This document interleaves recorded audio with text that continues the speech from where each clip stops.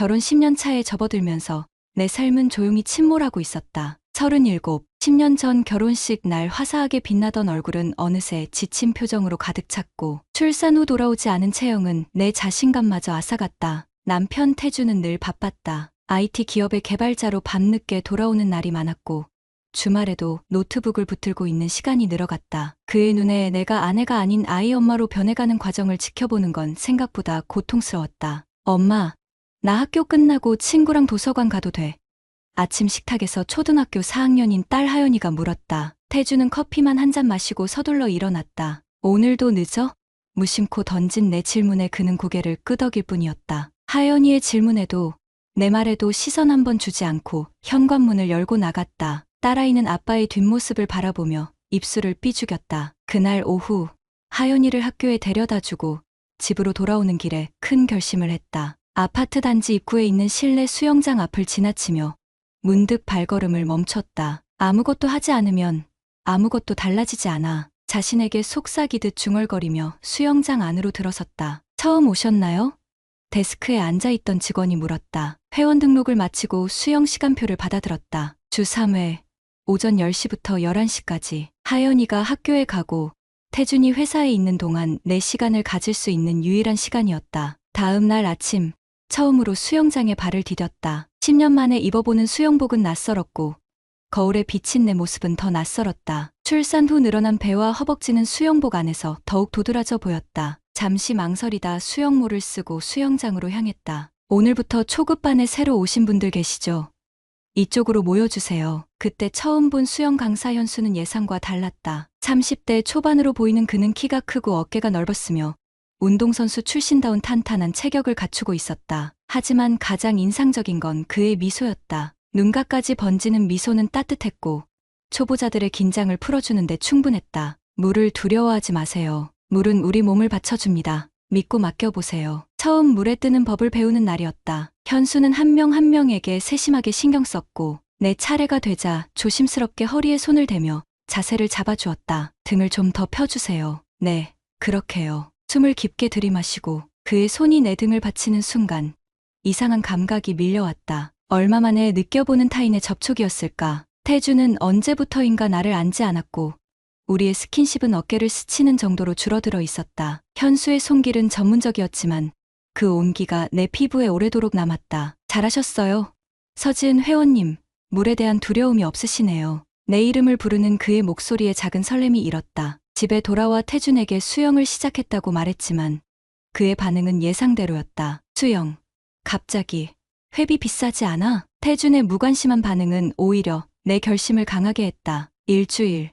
한 달이 지나면서 수영 실력은 서서히 늘어갔다. 그리고 현수와의 대화도 조금씩 늘어났다. 처음에는 수업에 관한 이야기뿐이었지만 점차 일상적인 대화로 확장되었다. 오늘은 자세가 많이 좋아지셨어요. 꾸준히 하시니 몸이 기억하나 봐요. 어느 날 수업이 끝나고 샤워를 마친 후 로비에서 우연히 마주쳤다. 그는 커피 2잔을 들고 있었다. 회원님, 수고하셨어요. 혹시 시간 되시면 커피 한 잔 하실래요?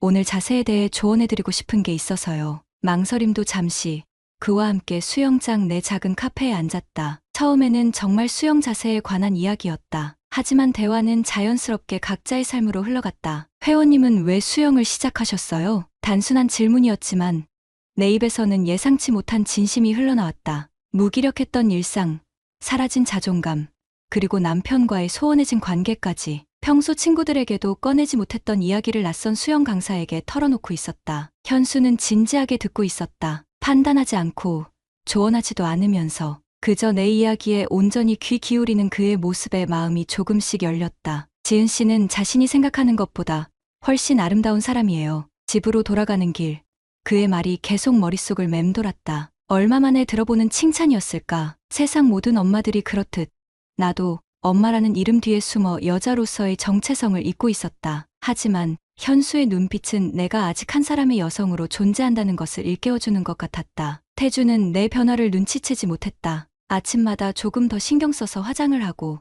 오랫동안 입지 않았던 원피스를 꺼내 입어도 그의 눈에는 들어오지 않았다. 오히려 하연이가 먼저 알아챘다. 엄마, 요즘 예뻐졌어. 수영해서 그런가? 아이의 순수한 말에 마음이 아렸다. 사실 변한 건 외모보다 내면이었다. 수영장에서 보내는 시간은 단순한 운동 시간이 아니었다. 그곳에서 나는 누군가의 아내도 누군가의 엄마도 아닌 그저 나 자신으로 존재할 수 있었다. 하지만 그것이 전부가 아니었다. 점점 현수를 의식하게 되는 나 자신을 발견했다. 그의 수업 시간을 기다리고 그가 내 자세를 교정해주길 바라며 우연한 접촉에 심장이 빨라지는 것을 느꼈다. 이런 감정이 단순한 호감인지 아니면 더 위험한 무언가인지 구분하기 어려워졌다. 어느 날 현수는 수업 후 다시 커피를 제안했다. 이번에는 수영장 카페가 아닌 아파트 단지 밖의 조용한 카페였다. 주변 눈치를 살피며 그를 따라 나섰다. 이것이 단순한 사제 관계를 넘어선다는 것을 직감적으로 알았지만 발걸음을 멈추지 못했다. 지은 씨, 요즘 많이 달라지셨어요. 물속에서의 움직임이 더 자유로워 보여요. 현수의 말에 고개를 들어 그의 눈을 마주했다. 단순한 칭찬이 아니라는 것을 우리 둘 다 알고 있었다. 가슴 한쪽이 무겁게 가라앉는 느낌이 들었다. 죄책감이었을까? 아니면 설렘이었을까? 그날 밤, 태준이 늦게 돌아왔을 때 나는 이미 잠든 척했다. 하지만 실제로는 한참 동안 천장을 바라보며 생각에 잠겼다. 내가 지금 하고 있는 행동이 무엇인지, 어디로 향하고 있는지 스스로에게 물었다. 그러나 명확한 답을 찾지 못한 채 다음 수영 수업을 기다리는 내 모습을 발견했다. 다시 한번 물속에 몸을 맡기며 생각했다. 이것은 단순한 수영이 아니었다. 나는 물속에서 다시 숨 쉬는 법을 배우고 있었다. 질식할 것 같던 일상에서 벗어나 새로운 감각으로 세상을 느끼고 있었다. 그리고 그 과정에서 현수라는 예상치 못한 존재가 내 삶에 파문을 일으키고 있었다. 그 파문이 어디까지 번질지, 어떤 결과를 가져올지는 아직 알 수 없었다. 하지만 한 가지 확실한 것은 물속에서 내 몸이 기억하기 시작한 것은 단순한 수영 동작만이 아니라는 점이었다. 수영을 시작한 지 2달째, 나의 몸은 조금씩 변하고 있었다. 팔과 어깨 근육이 생기고 허리 라인이 살아났다. 거울 앞에 서면 예전과는 다른 내 모습이 보였다. 하지만 더 큰 변화는 내면에서 일어나고 있었다. 물속에 있는 시간이 늘어날수록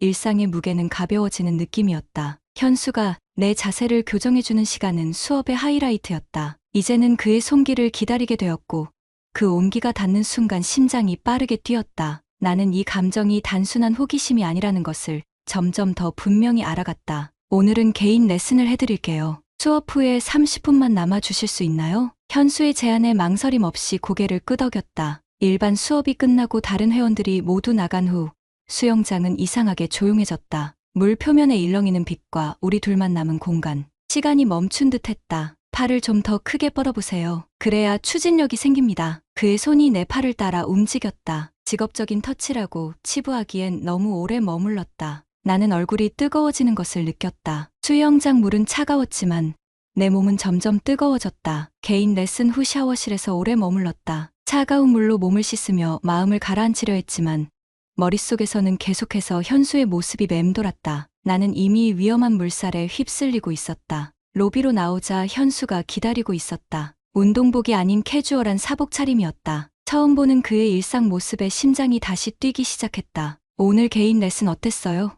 혹시 저녁 식사할 시간 되세요? 내 입에서 나온 대답은 이미 정해져 있었던 것 같았다. 네, 괜찮아요. 우리는 수영장에서 조금 떨어진 조용한 이탈리안 레스토랑으로 향했다. 아는 사람을 만날까 걱정했지만 이상하게도 설렘이 더 컸다. 레스토랑의 은은한 조명 아래 현수는 수영장에서보다 더 매력적으로 보였다. 와인 한 잔에 긴장이 풀리면서 대화는 자연스럽게 흘러갔다. 운동복 말고 다른 옷 입은 모습도 보고 싶었어요. 역시 예쁘시네요. 그의 직설적인 칭찬에 얼굴이 붉어졌다. 태준에게서 마지막으로 예쁘다는 말을 들은 게 언제였는지 기억도 나지 않았다. 하지만 이내 죄책감이 밀려왔다. 내가 지금 무슨 짓을 하고 있는 건지, 이건 단순한 침묵이 아니라는 것을 알면서도. 가정은 어떠세요?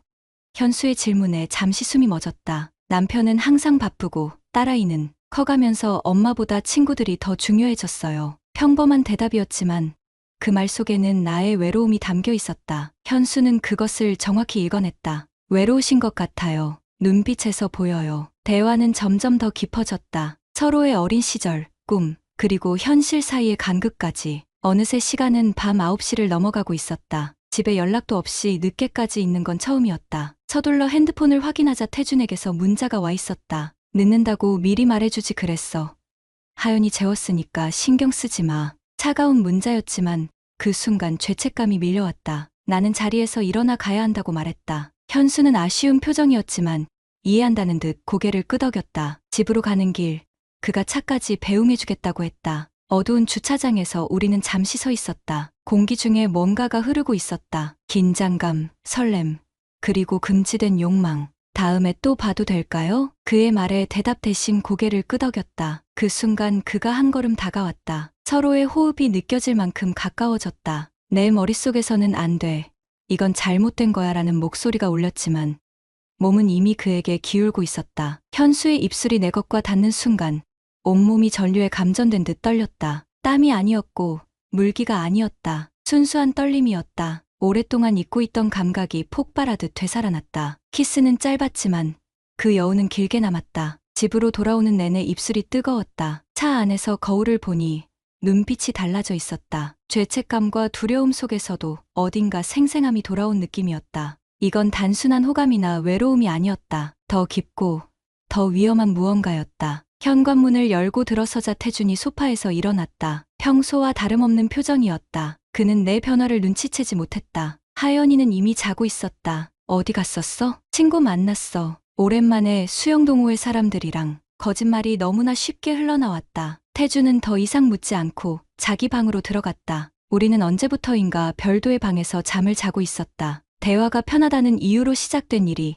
이제는 일상이 되어버렸다. 샤워를 하며 오늘의 모든 일을 씻어내려 했다. 하지만 물이 흐르는 동안에도 현수의 손길과 키스의 감각은 지워지지 않았다. 이것이 단순한 일탈로 끝날지 아니면 돌이킬 수 없는 시작이 될지 알 수 없었다. 침대에 누워 천장을 바라보는데 핸드폰이 울렸다. 현수의 메시지였다. 오늘 행복했어요. 다음 수업에서 뵐게요. 단순한 문장이었지만 내 마음은 이미 복잡하게 얽혀 있었다. 나는 그에게 답장을 보냈다. 나도 행복했어요. 새 단어를 입력하는 동안에도 내 손은 떨리고 있었다. 더 이상 물속이 아니었지만 온몸이 파도치는 듯한 느낌이었다. 나는 이미 깊은 물에 빠져들고 있었다. 수영을 배우면서 물에 대한 두려움은 사라졌지만 대신 더 깊은 두려움이 자리 잡기 시작했다. 내가 만들어가는 이 위험한 관계가 어디로 흘러갈지에 대한 두려움이었다. 첫 키스 이후 일주일 동안 나는 자신과의 싸움을 벌였다. 이건 단순한 호감이라고, 일시적인 감정의 혼란이라고 스스로를 설득하려 했다. 수영 수업에서는 일부러 현수와의 눈맞춤을 피했다. 그래도 그의 손길이 내 몸에 닿을 때면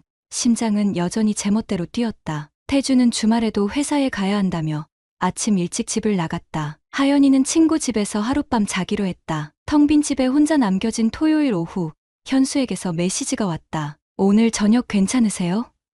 제가 아는 좋은 곳이 있어요. 10번도 넘게 답장을 썼다 지웠다. 마지막에는 단순히 네라는 한 글자만 남겼다. 그날 저녁 7시, 우리는 강남의 고급 호텔 앞에서 만났다. 현수는 평소보다 더 단정한 차림이었다. 그의 눈빛에서 오늘이 특별한 날이라는 것을 직감적으로 알 수 있었다. 스파 예약했어요. 수영하는 사람들에게 좋은 곳이에요. 호텔 로비를 지나 스파 시설로 향하는 동안 심장이 터질 듯이 뛰었다. 이게 정말 내가 원하는 것인지, 이대로 가도 되는 것인지 혼란스러웠다. 하지만 발걸음은 자연스럽게 그를 따랐다. 호텔 스파는 생각보다 고급스러웠다. 실내 수영장과 사우나, 그리고 개인 월풀 욕조까지 갖춘 공간이었다. 리셉션에서 현수는 미리 예약한 듯 직원과 간단한 대화를 나눈 후 열쇠를 받았다. 그리고 우리는 프라이빗 스파룸으로 향했다. 방 안으로 들어서는 순간 현실감이 사라졌다. 은은한 조명, 테이블 위에 놓인 과일과 샴페인, 그리고 방 중앙의 넓은 월풀 욕조. 이곳은 단순한 스파가 아니었다. 나는 숨을 깊게 들이마셨다. 공기 중에는 아로마 향이 은은하게 퍼져 있었다. 마음에 드세요? 현수의 말에 고개를 끄덕였다. 말은 나오지 않았다. 그는 샴페인을 따라 2잔을 채운 후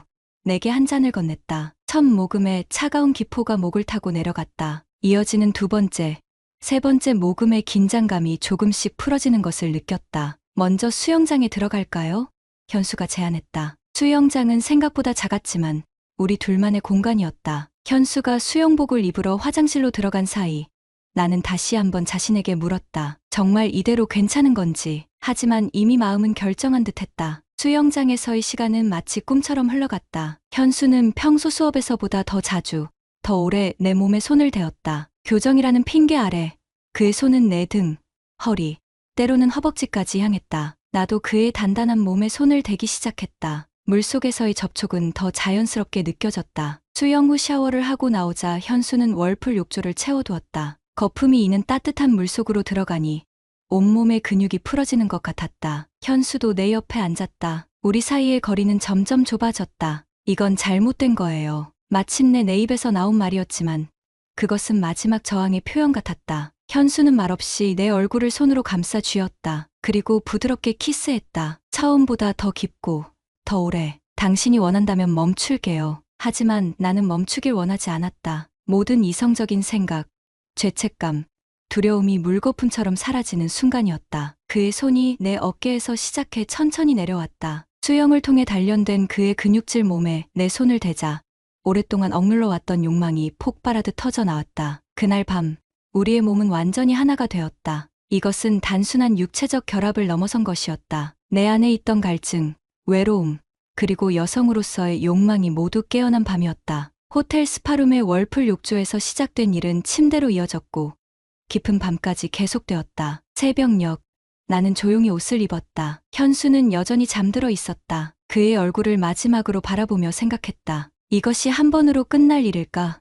이미 알고 있었다. 그렇지 않을 것이라는 것을. 집으로 돌아가는 택시 안에서 온몸이 그의 흔적으로 가득한 것 같았다. 샤워를 2번이나 했는데도 그의 손길과 입술의 감각이 여전히 남아있었다. 집에 도착해 열쇠를 넣기 전 깊게 숨을 들이마셨다. 아무도 없을 거라 생각했지만 태준이 소파에 앉아 있었다. 어디 갔었어? 태준의 눈에는 의심이 가득했다. 그는 내가 전화를 받지 않았다며 불안했다고 말했다. 하연이가 집에 돌아왔으나 엄마가 보이지 않자 불안해했다는 것이다. 태준이 집에 와 있을 거라곤 예상치 못했다. 일이 갑자기 취소되었다고 했다. 친구와 함께 있었어. 휴대폰이 무음이라 못 받았네. 거짓말이 점점 더 쉬워지고 있었다. 태준은 더 묻지 않았다. 그는 여전히 내 변화를 눈치채지 못하는 것 같았다. 하지만 하연이는 달랐다. 아침 식탁에서 딸아이가 물었다. 엄마, 왜 어제 안 왔어?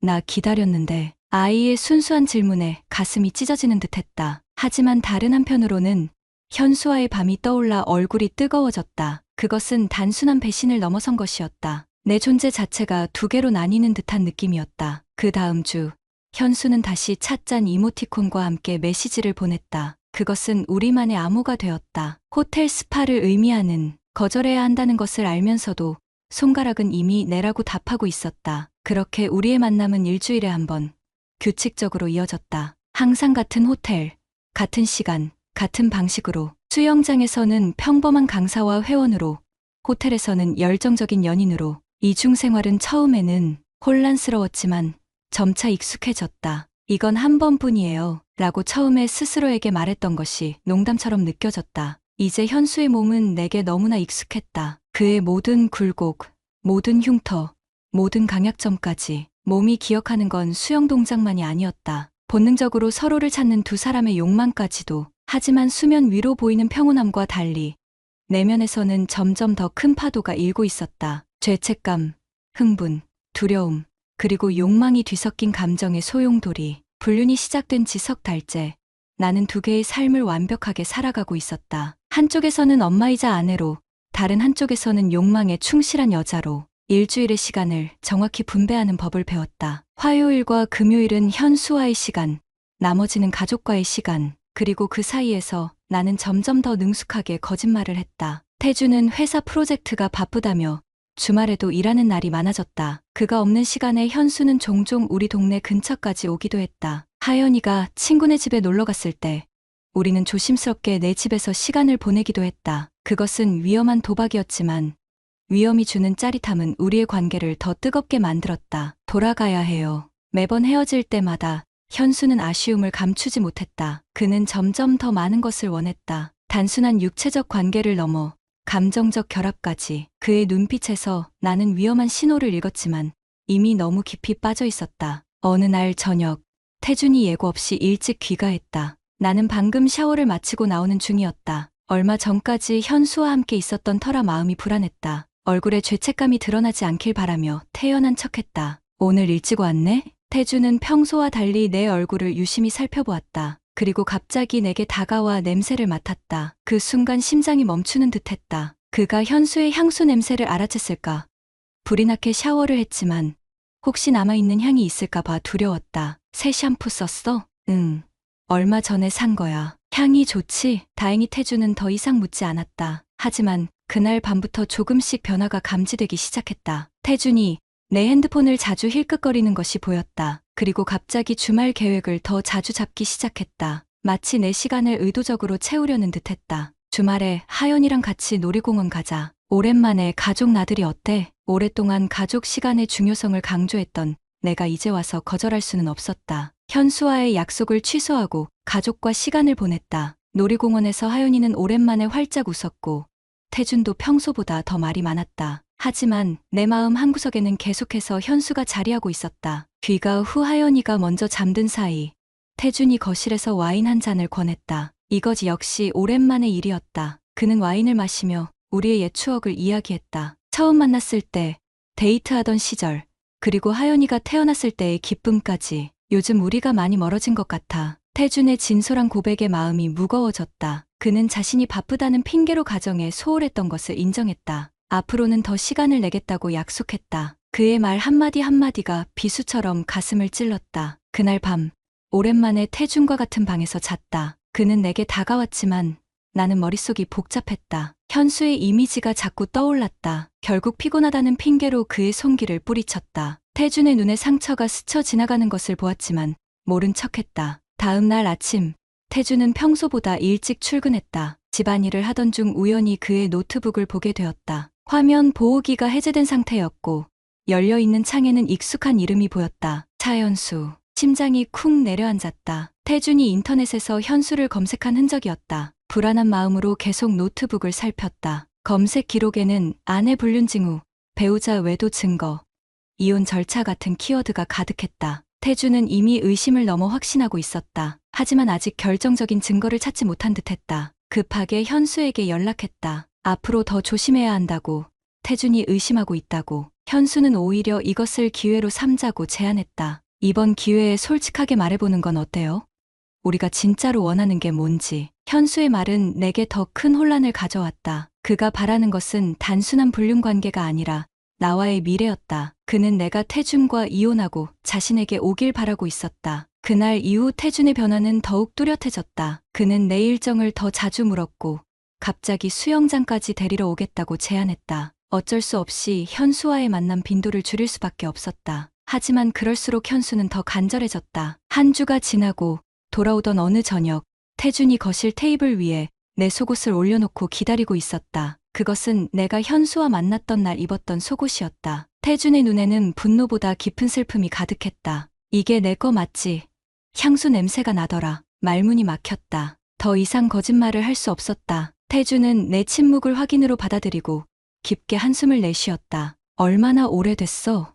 누구야? 현수의 이름을 말하는 순간 태준의 얼굴이 일그러졌다. 그는 이미 알고 있었던 것 같았다. 내가 간직했던 비밀은 이미 반쯤 드러나 있었던 셈이다. 너무 외로웠어. 그냥 나도 한 번쯤 숨 쉬고 싶었어. 내 말에 태준은 처음으로 감정을 드러냈다. 그는 소리내어 웃었다. 쓸쓸하고 공허한 웃음이었다. 그럼 숨 쉬면서 살아. 대신 우린 끝이야. 태준은 더 이상의 대화를 거부했다. 그는 조용히 짐을 싸기 시작했다. 단 몇 분 만에 10년의 결혼 생활이 무너지는 소리가 들렸다. 나는 그를 말리지 않았다. 사실 이런 결말을 예상하고 있었는지도 모른다. 그날 밤, 하연이는 처음으로 아빠가 집을 나간 것을 알게 되었다. 아이의 질문에 어떻게 답해야 할지 몰랐다. 결국 태준이 잠시 출장을 간다는 거짓말을 했다. 하지만 하연이의 눈빛은 이미 무언가를 알고 있다고 말하는 것 같았다. 태준이 떠난 후, 집은 이상하리만치 조용했다. 침대 위의 흔적은 사라졌지만 공기 중에는 여전히 무언가 남아있었다. 죄책감, 후회, 아니면 해방감. 복잡한 감정을 추스르기 어려웠다. 다음 날, 현수에게 상황을 알렸다. 그는 예상대로 기뻐했다. 우리가 이제 진짜로 함께할 수 있다고. 하지만 내 마음속 어딘가에서는 경고음이 울리고 있었다. 이것이 정말 내가 원하는 것인지 이제 와서 의문이 들기 시작했다. 태준이 집을 나간 지 일주일이 지났을 무렵 변호사를 통해 이혼 서류가 도착했다. 모든 과정이 예상보다 빠르게 진행되었다. 태준은 직접 만나려 하지 않았고 모든 의사소통은 변호사를 통해 이루어졌다. 재산 분할에 대해서도 그는 놀라울 정도로 관대했다. 오직 하나의 조건만 내걸었다. 하연이의 양육권을 공동으로 나누자는 것. 주 양육자는 내가 되지만 이틀은 아빠와 지내는 조건이었다. 처음 변호사가 그 조건을 전했을 때 거절하려는 마음이 들었다. 하지만 하연이를 생각하면 그럴 수 없었다. 태주는 나름대로 좋은 아버지였다. 바쁘기는 했지만 딸을 사랑하는 마음은 진심이었다. 그리고 모든 일의 원인 제공자는 내가 분명했다. 이혼 서류에 사인하는 순간 가슴속에서 무언가 영원히 사라지는 듯한 느낌이 들었다. 열해의 결혼 생활, 함께 쌓아온 추억들, 그 모든 것이 잉크가 마르는 순간과 함께 증발해버렸다. 내가 현수에게 빠지기 전까지만 해도 이런 결말을 상상조차 하지 못했다. 하연이에게 상황을 설명하는 일은 더 어려웠다. 처음에는 아빠가 잠시 따로 살기로 했다는 말로 시작했지만 시간이 지날수록 진실을 조금씩 알려줄 수밖에 없었다. 아이의 눈에 맺힌 눈물을 보는 것은 견디기 힘든 고통이었다. 엄마가 아빠를 사랑하지 않게 됐어? 단순하지만 가장 본질적인 질문 앞에서 나는 말문이 막혔다. 사랑이 사라진 건지 아니면 다른 형태로 변한 건지 나조차 대답할 수 없었다. 그저 어른들의 문제라고, 하연이는 여전히 소중하다고 안심시켰다. 하지만 아이는 더 이상 예전의 활발한 모습이 아니었다. 학교에서도 조용해졌고 친구들과 어울리는 시간도 줄었다. 이혼 소식은 빠르게 주변에 퍼졌다. 그동안 수영장에서 알게 된 엄마들은 더 이상 내게 말을 걸지 않았고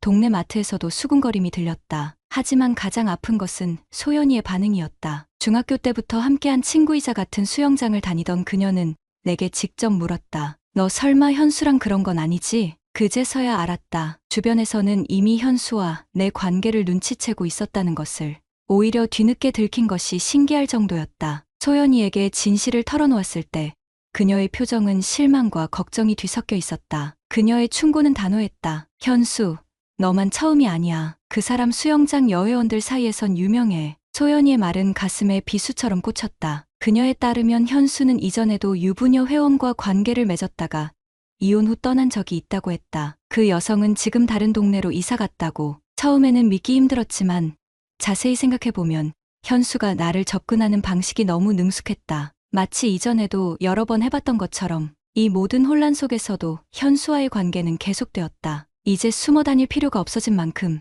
그는 더 자주 내 집을 찾아왔다. 하지만 하연이가 있을 때는 의식적으로 피했다. 아이가 힘든 시기를 보내고 있다는 것을 알았기 때문이다. 시간이 흐를수록 현수와의 관계는 변하기 시작했다. 수면 위로 떠오른 관계는 더 이상 예전처럼 짜릿하지 않았다. 금지된 욕망이 아닌 일상이 된 순간부터 그 관계의 온도는 서서히 내려가고 있었다. 또한 하연이와 현수의 만남은 어색함 그 자체였다. 아이는 본능적으로 현수를 거부했다. 대화를 거부하고 방에 틀어박혀 있으며 이따금 날카로운 질문을 던졌다. 엄마가 아빠 대신 이 아저씨를 더 좋아해요? 아이의 직설적인 질문 앞에서 나는 말문이 막혔다. 현수는 하연이와 친해지려 노력했지만 아이의 마음을 얻는 것은 쉽지 않았다. 그리고 점차 그는 하연이에 대한 인내심을 잃어갔다. 내가 없을 때면 아이에게 냉담하게 대했고 이따금 짜증을 내기도 했다. 이혼이 확정된 지 3달쯤 지났을 무렵 현수는 동거를 제안했다. 나와 하연이가 그의 아파트로 옮겨오자는 것이었다. 그의 집은 좋은 학군에 위치해 있었고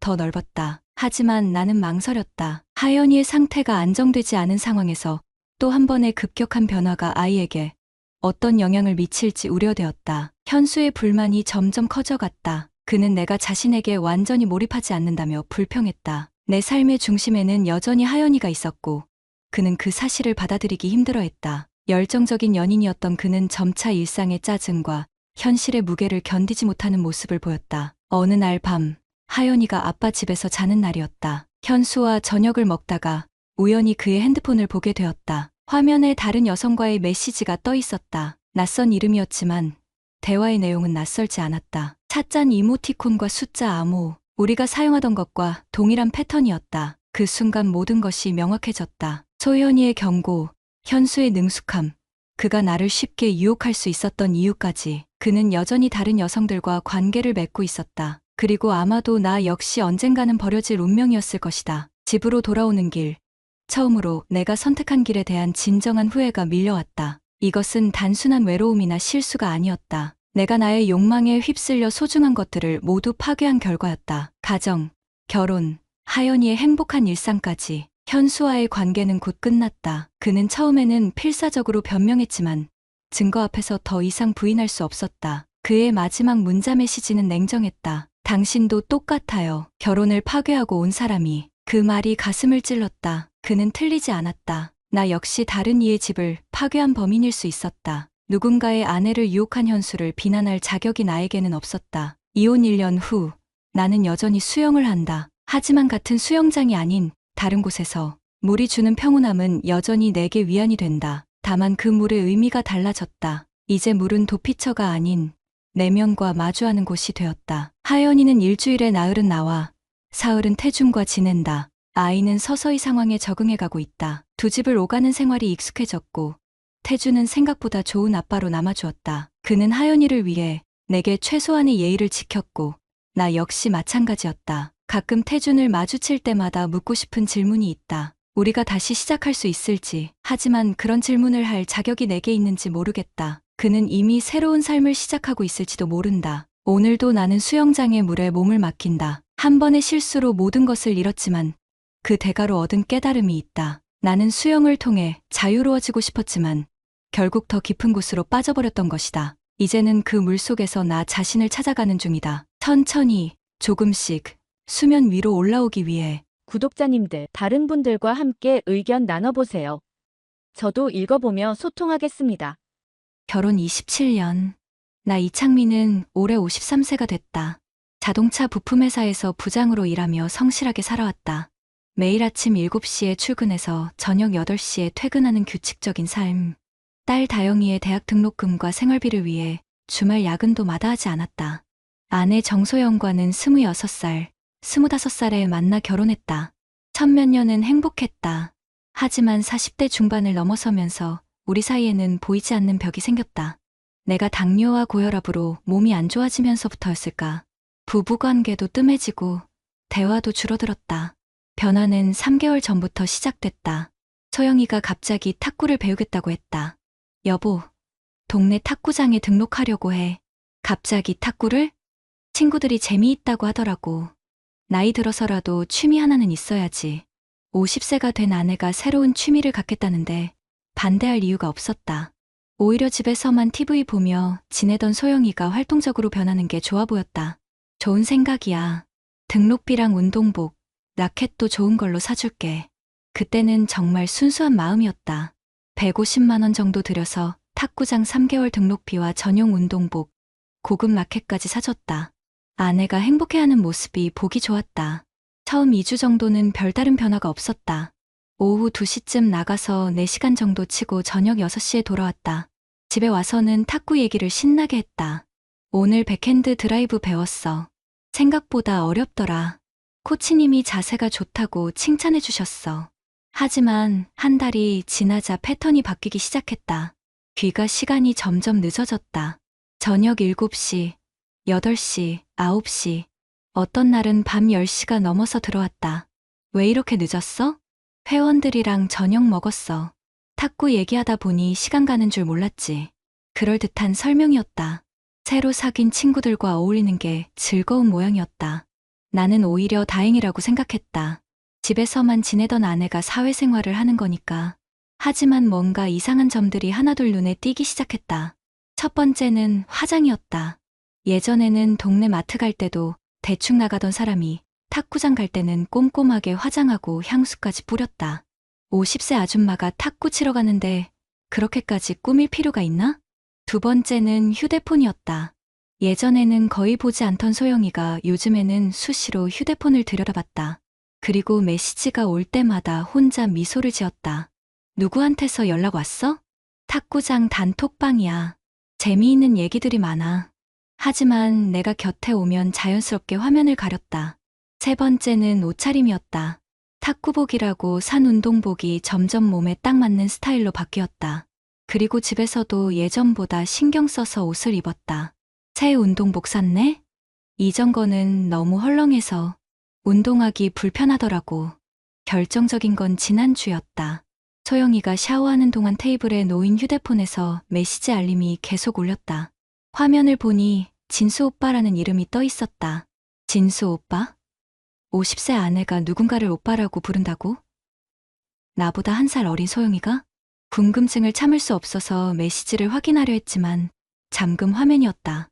예전에는 잠금 설정도 안 했던 사람이 언제부터 비밀번호를 걸어놨을까? 여보, 휴대폰에서 계속 메시지 와. 아, 탁구장에서 연락 온 거구나. 나중에 확인할게. 하지만 소영이의 표정이 순간 굳어지는 걸 놓치지 않았다. 그날 밤, 나는 잠을 이루지 못했다. 27년을 함께 산 아내가 뭔가 숨기고 있다는 직감이 들었다. 하지만 아직은 확신할 수 없었다. 혹시 내가 예민하게 반응하는 건 아닐까? 다음날 아침, 딸 다영이가 출근 준비를 하면서 나에게 조심스럽게 다가왔다. 아빠, 잠깐 얘기할까요? 25세가 된 딸은 대학을 졸업하고 취업 준비 중이었다.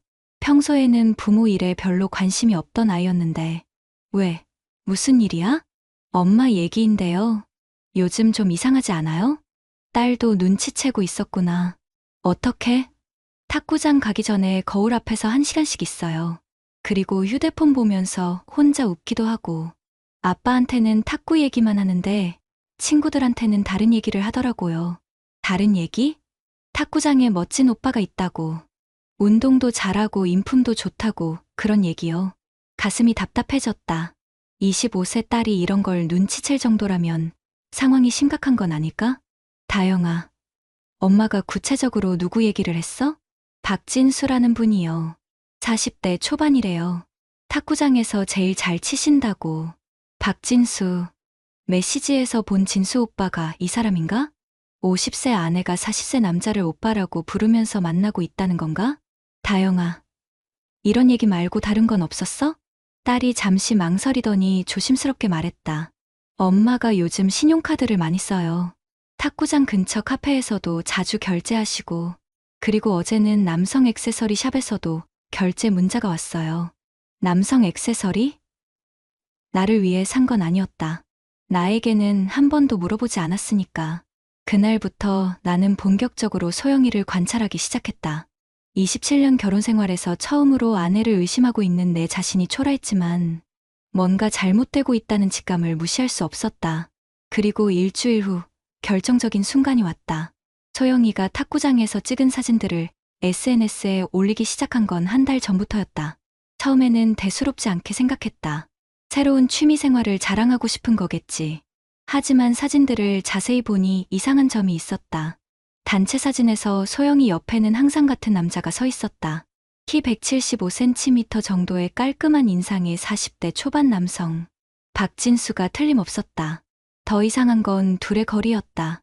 다른 회원들과는 적당한 거리를 두고 섰는데 박진수와는 어깨가 닿을 정도로 가깝게 서 있었다.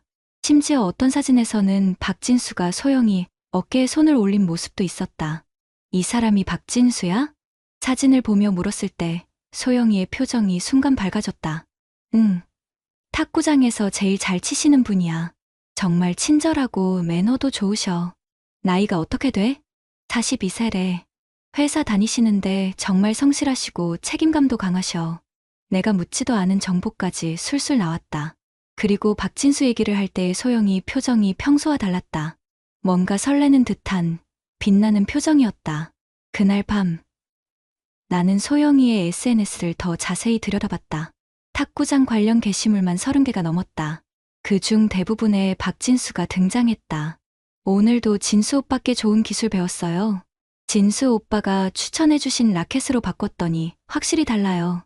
회식 때도 진수 오빠가 리드해주셔서 정말 즐거웠어요. 댓글도 문제였다. 박진수가 하트 이모티콘과 함께 소영씨 오늘 컨디션 최고였어요. 라고 남긴 댓글들이 여러 개 있었다. 50세 기혼 여성과 42세 남성 사이에 이런 SNS 소통이 정상일까? 나는 점점 더 불안해졌다. 다음 날 회사에서 일에 집중할 수 없었다. 점심시간에 박진수에 대해 조사해보기로 했다. 소영이가 다니는 탁구장 홈페이지에 회원 소개 코너가 있었다. 박진수, 42세, 중견건설회사 현장 소장, 탁구 경력 15년, 탁구장 에이스 회원이자 비공식 서브코치 역할.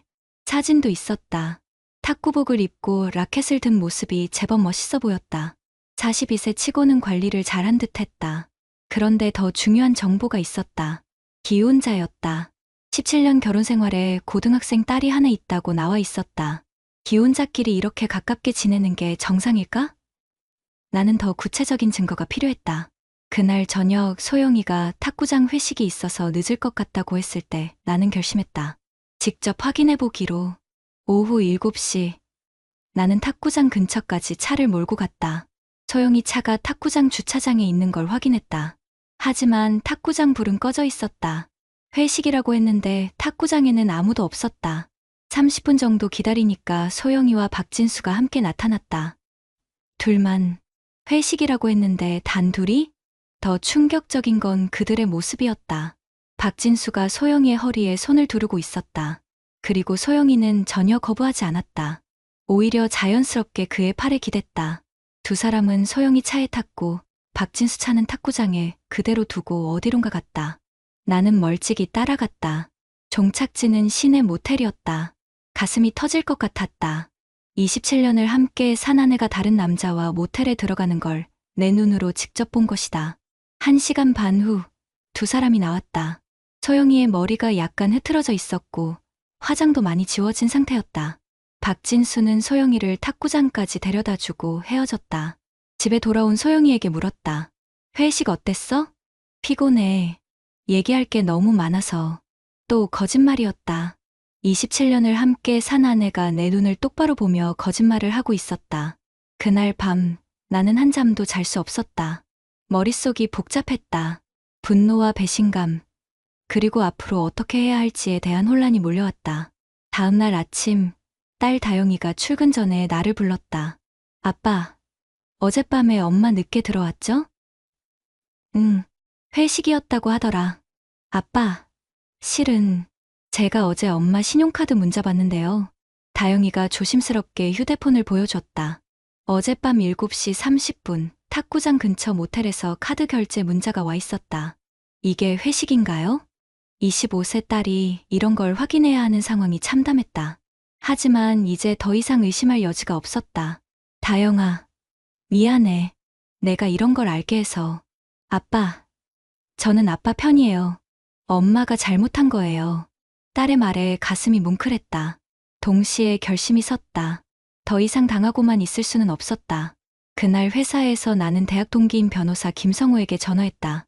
성우야, 상담 좀 받고 싶은 게 있어. 무슨 일이야? 아내가 다른 남자와 그런 것 같아서. 증거가 있어? 어느 정도는 있어. 모텔 영수증도 있고. 그럼 일단 만나서 자세히 얘기해보자. 다만 더 확실한 증거가 있으면 좋겠어. 김 변호사는 실무적인 조언을 해줬다. 감정적으로 대응하지 말고 체계적으로 증거를 모으라고. 그리고 상간자 소송도 가능하다고 했다. 창민아, 요즘 상간자 소송에서 위자료 3천만 원까지도 나와. 다만 소송 비용이 1,000만 원 정도 들어간다는 건 각오해야 해. 그날부터 나는 본격적으로 증거를 수집하기 시작했다. 27년 결혼 생활에서 처음으로 아내를 감시하는 일이 시작된 것이다. 증거 수집을 시작한 지 일주일 만에 결정적인 순간이 왔다. 김 변호사의 조언에 따라 나는 체계적으로 움직였다. 우선 소영이의 신용카드 사용 내역을 3개월치 뽑아봤다. 가게를 내가 관리하고 있었으니까 가능한 일이었다. 3월부터 5월까지 3개월간 패턴이 보였다. 화요일과 금요일마다 어김없이 탁구장 근처 카페에서 결제가 있었다. 그리고 그중 절반은 모텔 결제가 뒤따랐다. 더 충격적인 건 쇼핑 내역이었다. 남성용 시계 35만 원, 남성용 지갑 18만 원, 넥타이 12만 원. 내 것이 아니었다. 나에게는 한 번도 물어보지 않았으니까. 그리고 일주일 전 구입한 남성용 골프웨어 세트 45만 원도 있었다. 박진수가 골프를 친다는 얘기를 소영이가 한 적이 있었다. 나는 이 모든 자료를 날짜별로 정리했다. 부장으로 20년간 일하면서 살인 분석 능력을 총동원했다. 하지만 김 변호사는 더 직접적인 증거가 필요하다고 했다. 창민아, 카드 내역만으로는 부족해. 둘이 함께 있는 사진이나 대화 내용 같은 게 있어야 해. 그래서 나는 사설 탐정을 고용하기로 했다. 회사 선배가 소개해준 15년 경력의 조사원 박 실장을 만났다. 이런 케이스 많이 봤어요. 특히 탁구장, 테니스장 같은 운동 모임에서 불륜이 많이 일어납니다. 박 실장은 일주일간 300만 원의 종합조사를 해주겠다고 했다. 소영이와 박진수의 동선을 추적하고 결정적인 장면을 사진으로 찍어주겠다고. 합법적인 범위 내에서만 조사하겠습니다. GPS 같은 건 안 쓰고 공개된 장소에서만 촬영해요. 비용이 만만치 않았지만 27년 결혼 생활의 진실을 확인하기 위해서는 필요한 투자라고 생각했다. 조사 결과는 내 예상보다 훨씬 심각했다. 화요일 오후 2시 탁구장에서 만난 두 사람은 1시간 정도 함께 운동한 후 근처 카페로 이동했다. 카페에서 2시간을 보내며 친밀하게 대화하는 모습이 사진에 담겼다. 테이블 너머로 손을 맞잡고 있는 장면도 있었다. 금요일 저녁에는 더 충격적이었다. 탁구 연습 후 박진수 차로 이동해서 시내 모텔에 들어갔다. 3시간 후 나올 때 소영이의 옷차림이 나갈 때와 달랐다. 분명히 갈아입은 것 같았다. 그리고 토요일에는 둘이 함께 경기도 어느 펜션으로 드라이브를 갔다. 당일치기였지만 오후 내내 함께 보냈다. 각각의 사진에는 정확한 시간과 장소가 기록되어 있었다. 법정에서 증거로 쓰기에 충분했다. 하지만 가장 충격적인 건 따로 있었다. 박 실장이 합법적으로 확보한 음성 녹음이었다. 박진수 차량에 블랙박스가 있었는데 실내 녹음 기능이 켜져 있었던 것이다. 그리고 그 차량이 공개된 주차장에 주차되어 있을 때의 대화가 녹음됐다. 소영아, 남편은 너를 제대로 못 알아보는 것 같아. 창민이는 말이 없어서 뭘 생각하는지 모르겠어요. 나는 달라. 너의 매력을 정확히 알고 있어. 진수 오빠만 있으면 정말 살 것 같아요. 이런 기분 처음이에요. 내 가슴이 터질 것 같았다. 27년 동안 묵묵히 가정을 지켜온 내가 말이 없다고 해서 무관심한 남편 취급을 받고 있었다. 더 심각한 대화도 있었다. 우리 진짜로 같이 살면 안 될까? 하지만 다영이가 있잖아요. 아이는 이제 25세야. 충분히 독립할 나이지. 내 인생도 중요하잖아. 창민이한테 어떻게 말하죠? 솔직하게 말하는 게 좋을 것 같아. 이미 우리 사이를 눈치챈 것 같기도 하고. 나를 눈치챘다고? 그럼 지금까지 나를 바보로 만들면서 계속 거짓말을 한 거였다. 녹음 파일 중에 가장 견디기 힘든 건 이 대화였다. 남편이랑은 언제부터 안 좋았어? 결혼 초기부터요. 로맨틱한 게 전혀 없어요. 생일도 안 챙기고 기념일도 기억 못하고 그냥 돈만 벌어다 주는 기계 같아요. 돈만 벌어다 주는 기계라고? 27년 동안 새벽 5시에 일어나 야근하면서 가족을 위해 살았는데 그게 기계였다고? 그래도 27년이나 같이 살았잖아. 의무감으로 산 거죠. 사랑이었다면 진작에 끝났을 거예요. 의무감으로 살았다고? 내가 소영이를 사랑해서 결혼한 게 아니라 의무감이었다고? 박 실장이 준 자료에는 박진수에 대한 신상 정보도 포함되어 있었다. 박진수, 42세, 건설회사 현장 소장, 결혼 17년 차, 부인과 고등학생 딸 하나, 연봉 5,500만 원, 아파트 한 채 소유, 그리고 충격적인 사실이 하나 더 있었다. 박진수가 탁구장에서 소문난 인물이라는 것이었다. 지금까지 최소 2명의 기혼 여성과 부적절한 관계를 맺었다는 증언이 있었다. 전형적인 기혼 여성 헌터네요. 외롭고 관심받고 싶어하는 아줌마들한테 관심을 보여주고 친절하게 대해주면서 접근하는 수법입니다. 박 실장의 말에 분노가 치밀었다. 그놈이 내 아내를 사냥감으로 본 거였다. 부인이 몇 번째인지 아세요? 정확하지는 않지만 작년에도 한 명 있었던 것 같습니다. 그때는 그 집 남편이 이사를 가면서 조용히 끝났다고 하더군요. 27년을 성실하게 살아온 내 아내가 그런 놈의 사냥 리스트에 올라 있었다는 게 참을 수 없었다. 모든 증거를 USB에 정리하고 시간 순서대로 정리한 파일까지 만들었다. 부장답게 체계적으로 준비했다. 이제 마지막 단계만 남았다. 소영이와 박진수 앞에서 모든 걸 까발리는 것. 27년을 바보로 살았지만 마지막만큼은 당당하게 끝내고 싶었다. 모든 증거가 준비됐다. 이제 결정을 내릴 시간이었다. 토요일 저녁, 나는 가족 식사 자리를 만들었다. 평소보다 일찍 퇴근해서 소영이가 좋아하는 중국 음식을 주문했고, 다영이에게는 미리 상황을 설명해뒀다. 뭔데 이렇게 정식으로? 소영이가 웃으며 물었다. 죄책감 없는 여유로운 표정이었다. 27년을 속인 여자가 이렇게 태어날 수 있나? 곧 알게 될 거야. 나는 미리 준비해둔 노트북을 테이블에 올렸다. USB도 손에 쥐고 있었다. 27년 결혼 생활을 끝낼 결정적 증거들이 담긴 작은 장치였다. 우선 이것부터 보자. 첫 번째로 보여준 건 소영이의 카드 사용 내역이었다. 3월부터 5월까지 3개월간의 모든 결제 기록을 시간순으로 정리해 놓았다. 3월 15일 화요일 오후 2시 30분 탁구장 근처 카페 45,000원. 같은 날 오후 6시 모텔 결제 8만 원. 그날 너 누구랑 만났어? 소영이의 얼굴이 굳어지기 시작했다. 그건 탁구 회원들과. 회원들과? 그럼 이건 뭐야? 두 번째 증거를 꺼냈다. 박 실장이 찍은 사진들이었다. 소영이와 박진수가 단둘이 카페에서 손을 잡고 이야기하는 모습, 모텔에 들어가는 모습, 차 안에서 포옹하는 모습까지. 다영이가 작은 소리로 엄마 라고 중얼거렸다. 이 남자가 누구야? 박진수 맞지? 소영이는 아무 말도 할 수 없었다. 사진 속 증거가 너무 명확했으니까. 아직 끝이 아니야. 이것도 들어봐. 세 번째는 녹음 파일이었다. 박진수 차에서 나온 대화 내용을 재생했다. 창민이는 말이 없어서 뭘 생각하는지 모르겠어요. 나는 달라. 너의 매력을 정확히 알고 있어. 소영이 자신의 목소리가 스피커에서 흘러나오자 그제서야 모든 걸 포기한 듯 고개를 떨어뜨렸다.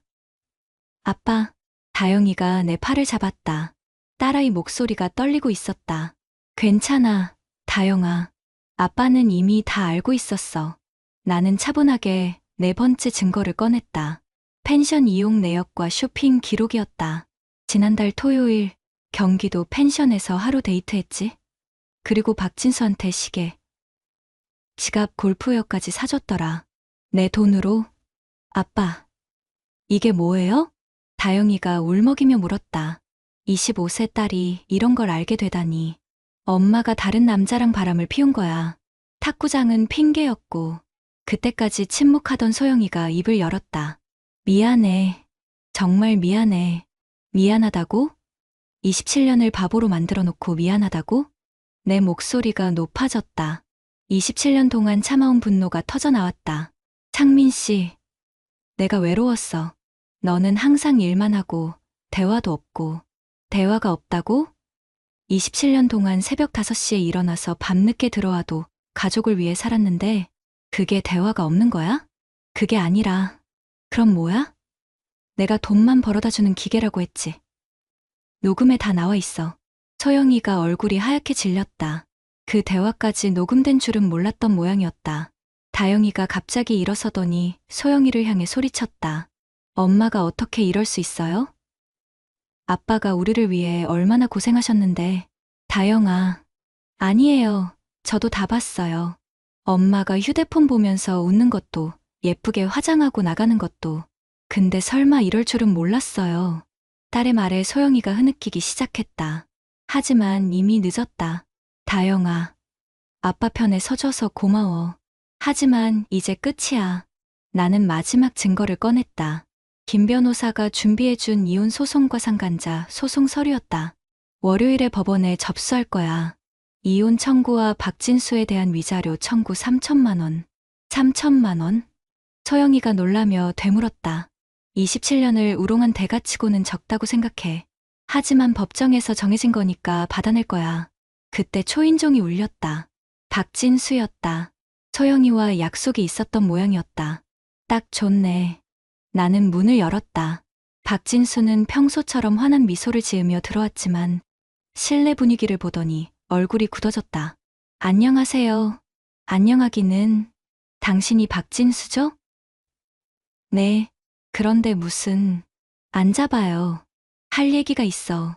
나는 박진수에게도 똑같은 증거들을 보여줬다.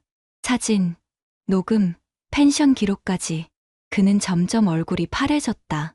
형님, 죄송합니다. 제가 정말 잘못했습니다. 사과는 당신 부인한테 하세요. 참, 부인도 이 사실 알아야겠네요. 형님, 제발. 가정이 있습니다. 내 가정은 생각 안 했으면서? 나는 박진수의 부인 전화번호를 검색해서 전화를 걸었다. 박진수가 내 아내와 바람을 피웠다는 사실을 알려줬다. 증거도 다 있다고 했다. 박진수는 무릎을 꿇고 빌었지만 소용없었다. 월요일에 상간자 소송 들어갑니다. 3천만 원 준비하세요. 형님, 그 돈이 어디 있습니까? 그건 당신 문제죠. 법정에서 정해진 거니까 지키셔야죠. 박진수가 나간 후 집 안은 조용해졌다. 소영이는 계속 울고 있었고 다영이는 내 옆에 앉아 있었다. 아빠, 이제 어떻게 돼요? 새로 시작하는 거야. 우리 둘이서. 다영이가 내 손을 꽉 잡았다. 아빠, 저는 아빠 편이에요. 끝까지요. 그날 밤 소영이는 친정으로 갔다. 남은 건 나와 다영이뿐이었다. 다음 주 월요일, 나는 김 변호사와 함께 법원에 갔다. 이혼 소송과 상간자 소송을 동시에 접수했다. 창민아, 증거가 완벽해. 이 정도면 100% 이길 수 있어. 실제로 법정에서의 과정은 순조로웠다. 첫 번째 조정기일에서 소영이는 모든 사실을 인정했다. 변명할 여지가 없었으니까. 박진수도 마찬가지였다. 사진과 녹음 파일 앞에서 더 이상 발뺌할 수 없었다. 피고 박진수는 원고의 배우자가 기혼자임을 명확히 알면서도 지속적으로 부적절한 관계를 맺어 원고 가정의 평화를 파괴했으며 이는 명백한 불법행위에 해당한다. 재판장의 판결이었다. 위자료 2,800만 원이 인정됐다. 예상보다는 조금 적었지만 법정에서 공식적으로 내 억울함이 인정받은 것만으로도 의미가 있었다. 하지만 현실은 냉혹했다. 판결을 받는 것과 실제로 돈을 받는 것은 별개 문제였다. 박진수는 판결 후 내게 무릎을 꿇었다. 형님, 정말 죄송합니다. 돈은 좀 시간을 주시면. 시간은 이미 충분히 줬어요. 법원에서 정한 기한 내에 지급하세요. 하지만 박진수의 상황은 내 예상보다 훨씬 심각해졌다. 부인이 불륜 사실을 안 후 즉시 이혼을 요구했고 고등학생 딸은 아버지와 연락을 끊었다. 회사에서도 소문이 퍼져 좌천됐다. 결국 박진수는 아파트를 팔아서 위자료를 지불해야 했다. 17년 살던 집을 잃고 작은 원룸으로 이사 가야 했다. 나는 그 모습을 보며 복잡한 기분이 들었다. 분명히 잘못한 사람이지만 완전히 몰락하는 모습이 안쓰럽기도 했다. 하지만 후회는 없었다. 27년을 바보로 살았지만 마지막에는 내가 원하는 방식으로 마무리할 수 있었으니까. 이혼이 확정된 지 6개월이 지났다. 재산 분할에서는 내가 유리했다. 27년간 벌어온 재산의 대부분이 4명이었고 소영이의 불륜이 입증된 상황에서 7대 3 분할을 받았다. 양육권 문제는 없었다. 다영이가 이미 25세 성인이었으니까. 하지만 딸은 확실하게 내 편에 섰다. 아빠, 저는 아빠랑 살 거예요. 엄마는 용서할 수 없어요. 다영이의 단호한 표현이었다. 25세가 된 딸이 이런 선택을 해야 하는 게 안타까웠지만 그 결심을 존중했다. 가장 큰 변화는 우리 부녀의 관계였다. 소영이가 없어진 후 오히려 집안 분위기가 편안해졌다. 서로를 더 많이 배려하게 됐고 대화도 늘어났다. 아빠, 요리 배워보실래요? 제가 가르쳐 드릴게요. 다영이와 함께 요리하는 시간이 즐거웠다. 27년 동안 소영이에게만 맡겨뒀던 살림을 직접 해보니 새로운 재미가 있었다. 무엇보다 마음이 편해졌다. 더 이상 거짓말을 듣지 않아도 됐고 의심하며 살지 않아도 됐다. 회사에서도 동료들의 반응이 좋았다. 내가 원칙을 지키며 정당하게 대응한 것을 높이 평가했다. 부장님, 정말 대단하시네요. 저였으면 중간에 포기했을 텐데 포기할 이유가 없었어요. 잘못한 건 잘못한 거니까요. 그런데 예상치 못한 후폭풍도 있었다. 소영이의 상황이 심각해졌다는 소식이 들려왔다. 탁구장에서는 즉시 추방당했다. 불륜 사실이 알려지자 다른 회원들이 불편해했고 결국 탁구장 측에서 회원 자격을 박탈했다. 박진수도 마찬가지였다. 더 큰 문제는 사회적 시선이었다.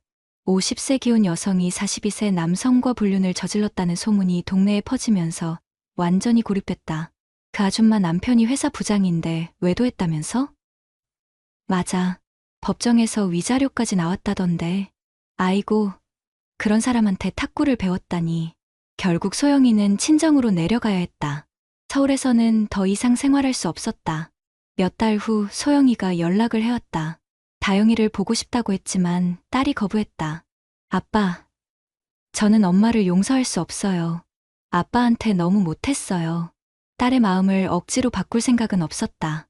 시간이 지나면 조금씩 달라질 수도 있겠지만 지금은 딸의 감정을 존중해주고 싶었다. 1년이 지난 지금 나는 새로운 취미도 생겼다. 아이러니하게도 탁구였다. 회사 동료들과 함께 다른 탁구장에서 운동하기 시작했다. 부장님, 탁구 처음이세요? 네. 늦은 나이에 시작해봅니다. 처음엔 서툴렀지만 점차 실력이 늘었다.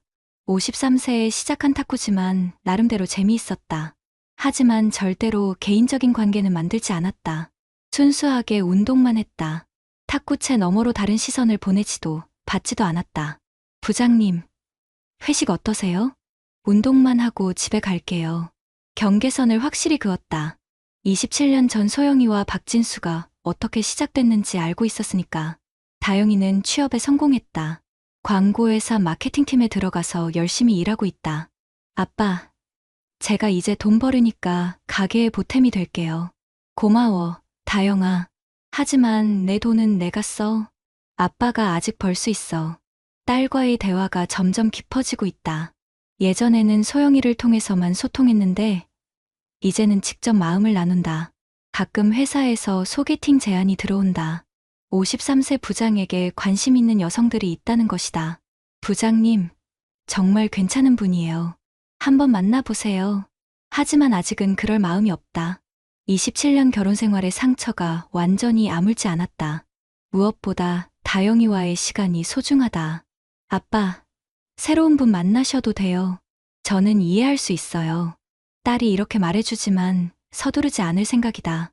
지금처럼 딸과 둘이 사는 것도 나쁘지 않다. 최근에는 비슷한 상황에 처한 남성들로부터 조언을 구하는 연락이 온다. 온라인 커뮤니티에서 내 이야기를 보고 연락해오는 경우가 많다. 형님, 어떻게 그렇게 냉정하게 대처하셨어요? 감정적으로 대응하면 져요. 확실한 증거를 모으고 법적 절차를 통해 정당하게 해결하세요. 내 경험이 다른 사람들에게 도움이 된다니 보람을 느꼈다. 어제 저녁 다영이와 함께 TV를 보다가 우연히 탁구 경기가 나왔다. 아빠, 이제 탁구 보는 게 어때요? 괜찮아. 이제는 그냥 운동으로만 보여. 실제로 그랬다. 탁구는 여전히 좋은 운동이었다. 다만 거기에 다른 의미를 부여하지 않을 뿐이었다. 아빠, 저도 탁구 배워볼까요? 아빠랑 같이 치면 재미있을 것 같은데. 좋은 생각이야. 함께 해보자. 이제는 딸과 함께 탁구를 칠 생각이다. 건전한 운동으로서의 탁구 말이다. 27년 결혼 생활은 끝났지만 딸과의 진짜 인생은 이제 시작이었다. 그리고 탁구채는 이제 순수한 운동 도구일 뿐이다. 더 이상 그 너머로 다른 시선을 보내지도 받지도 않을 것이다. 그것이 내가 27년 배신으로부터 얻은 가장 값진 교훈이었다. 라켓을 내려놓은 게 아니라 라켓에 담긴 불순한 마음을 내려놓은 것이다. 이제 진짜 새로운 시작이다. 구독자님들, 오늘 사연 댓글로 공유해 다른 분들과 함께 의견 나눠보세요. 저도 읽어보며 소통하겠습니다.